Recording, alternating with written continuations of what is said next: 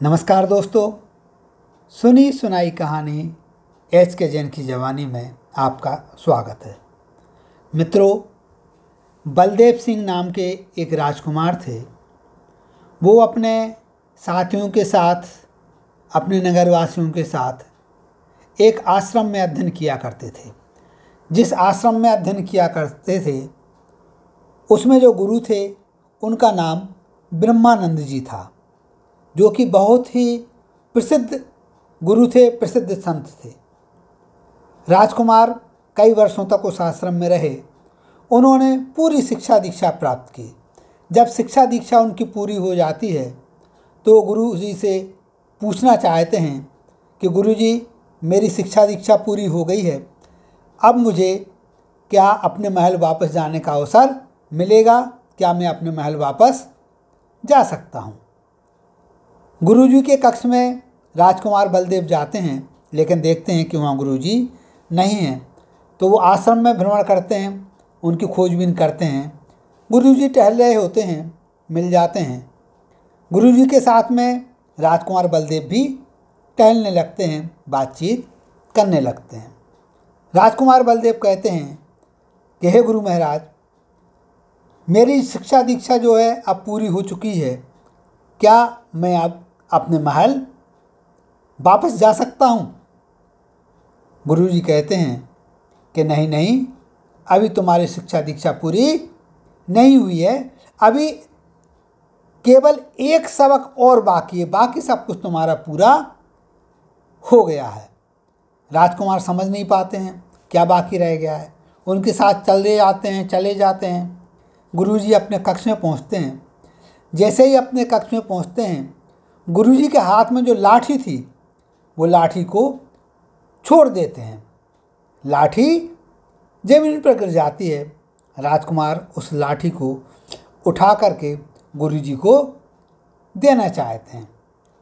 जैसे ही वो लाठी गुरुजी को देते हैं तो गुरुजी लाठी नहीं लेकर के राजकुमार को पीछे से लात मार देते हैं। लेकिन गुरु तो गुरु हैं। राजकुमार यह सोचते हैं कि गुरुजी ने ऐसा किया है तो निश्चित ही गुरुजी का कोई ना कोई उद्देश्य होगा। इसके बाद गुरुजी राजकुमार से कहते हैं कि आप अपने महल में अब वापस जा सकते हो। राजकुमार अपने महल में वापस चले जाते हैं। थोड़े अंतराल के उपरांत उनका राज तिलक होता है। वो राजकाज संभालने लगते हैं। राजकाज संभालते समय वो बहुत सारी बातों को ध्यान में रखते हैं, जिससे कि प्रजा को किसी तरह का कोई कष्ट ना हो। उनकी प्रसिद्धि चारों तरफ फैलने लगती है। एक बार गुरु ब्रह्मानंद जी पहुंचते हैं महल के अंदर, तो जो राजकुमार थे, जो कि अब राजा बन चुके थे, वो खुश हो जाते हैं। उनकी सेवा शुश्रूषा करते हैं, भोजन कराते हैं।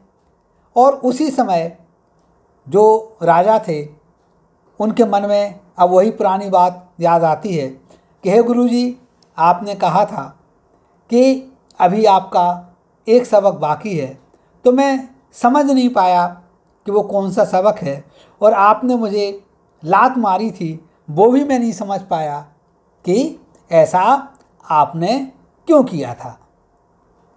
गुरुजी, जो ब्रह्मानंद गुरुजी थे, वो कहते हैं कि हाँ, एक सबक जो था वो यही सबक था, मैंने तुम्हारे लिए जो लात मारी थी, लात का मारना तुम्हारे लिए अभी भी याद है। तो सबक इसका यही है कि कभी भी किसी ऐसे व्यक्ति के ऊपर अत्याचार ना करो। निरीह प्राणी को कभी भी सताना नहीं चाहिए, क्योंकि यदि हम ऐसा करते हैं तो ये सारी बातें उसके दिमाग पर ज़िंदगी भर बनी रहती। जैसे कि तुम्हारे लिए बाकी बातें याद नहीं हैं, लेकिन तुम्हें जो लात मारी वो लात का मारना अभी भी याद है। राजकुमार, जो कि अब राजा थे, बात को समझ जाते हैं। गुरु के चरण छूते हैं, पकड़ते हैं और कहते हैं कि हे गुरुदेव, आपने मुझे ये जो सबक दिया है मैं उसका पूरी तरह से पालन करूँगा।